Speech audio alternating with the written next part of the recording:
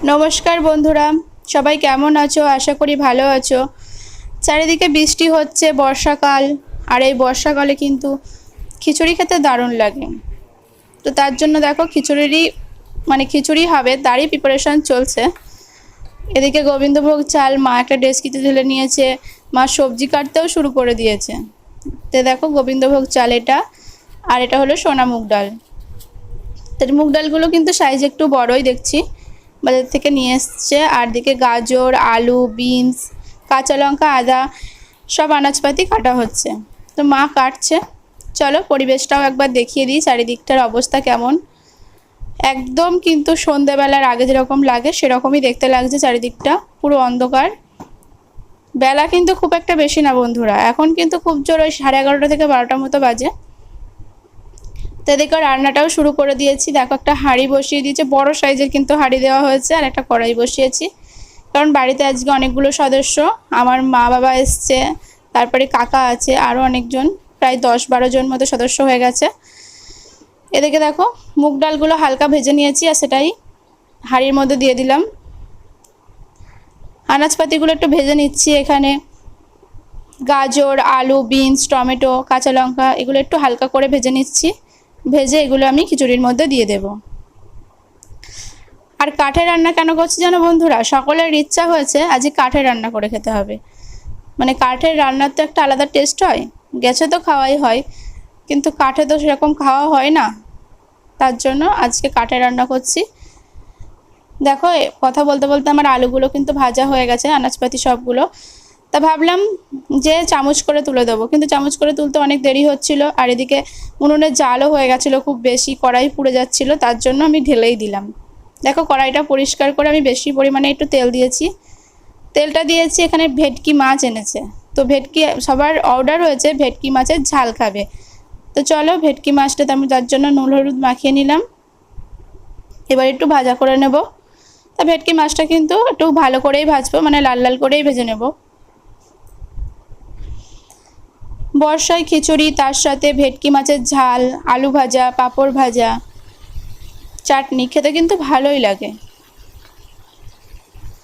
দেখো মাছগুলো আমি ভেজে নিচ্ছি, একটু কড়া কড়া করেই ভাজবো বললাম তো সেরকমভাবেই ভেজে নিচ্ছি।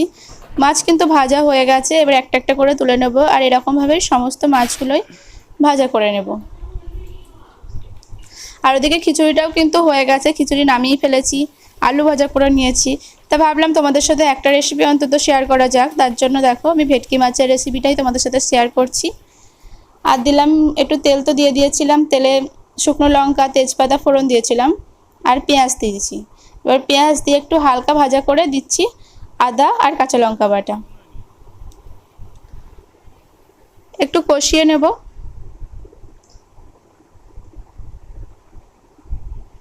এবার দিচ্ছি হলুদ, দেব পরিমাণ মতো একটু লবণ।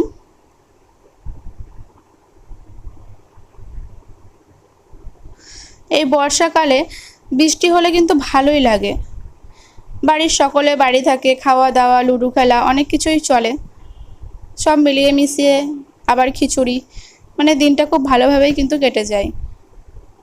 এবার দিলাম একটু শুকনো লঙ্কার গুঁড়ো, দিয়ে মশলাটা একটু কষিয়ে নিচ্ছি, মানে মশলাটা তেল ছাড়বে এরকম।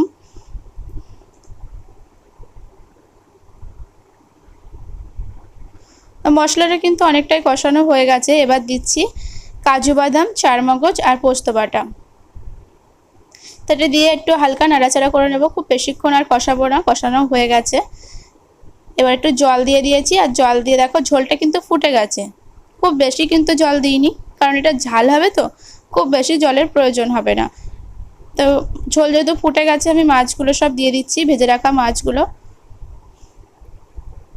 তো মাছগুলো দিয়ে হালকা নাড়াচাড়া করে একটু চাপা দেব, এই চাপা দিয়ে কিন্তু নামিয়ে নেব। রান্নাটা কিন্তু অলমোস্ট রেডি হয়ে গেছে। আর ব্লগটা কিন্তু কেমন লাগলো অবশ্যই জানাবে। আর যদি ভালো লাগে আমার পেজটিকে একটি লাইক করে দেবে, তোমাদের একটা লাইকে কিন্তু আমাকে অনেকটাই উৎসাহ দেবে পরের ভিডিও তৈরি করার জন্য। দেখো আমি তারপর একটু রেডি হয়ে নিয়েছিলাম, রান্না করে একটু গা হাত পাগুলো ধুয়ে শাড়ি পরে নিয়েছি। আর এদিকে নিচে নেমে এসে দেখছি মা খাবার দিতে শুরু করে দিয়েছে। দেখো সবাই বসেও গেছে, আর মা দিচ্ছে। তো দেখো খিচুড়িটা তখন দেখানো হয়নি, এরকম প্রায় 1 হাঁড়ি খিচুড়ি হয়েছিল। আর খিচুড়িটা খেতে কিন্তু খুবই সুন্দর হয়েছিল, সকলের খুব ভালো লেগেছিল। আর এটা আলু ভাজা, এখানে আছে চাটনি, আছে পাঁপড় ভাজা, আছে আর ভেটকি মাছের ঝাল আছে।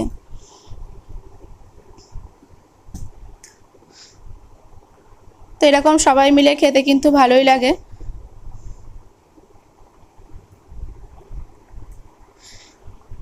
দেখো খিচুড়ি দিয়ে কতটা ভাব উঠছে, কত সুন্দর, মানে গরম একটা ভাব উঠছে।